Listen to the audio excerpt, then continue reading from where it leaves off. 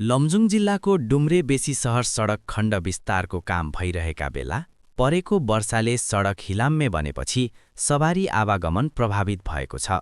सडक खन्दै गरिएको अवस्थामा वर्षा परेपछि बाटो पूर्ण रूपमा हिलोमा परिणत हुँदा यात्रुहरू घण्टौँसम्म जाममा बस्न बाध्य भएका छन्। विशेष गरी सार्वजनिक सवारी साधन, मोटरसाइकल तथा एम्बुलेन्स समेत जाममा फँसेको दृश्य देख्न सकिन्छ।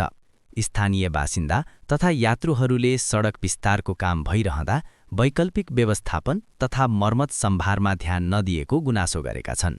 सडकको दुवैतर्फ लामो सवारी जाम लागेको र जोखिमपूर्ण यात्रा गर्नुपरेको यात्रुहरूले बताएका छन्। वर्षायाम सुरु भएसँगै यस्तो समस्या दोहोरिने चिन्ता स्थानीयले व्यक्त गरेका छन्। सम्बन्धित निकायले सडक निर्माण कार्यलाई व्यवस्थित ढङ्गले अघि बढाउँदै वर्षाका कारण उत्पन्न समस्यालाई तत्काल समाधान गर्नुपर्ने माग गरिएको छ।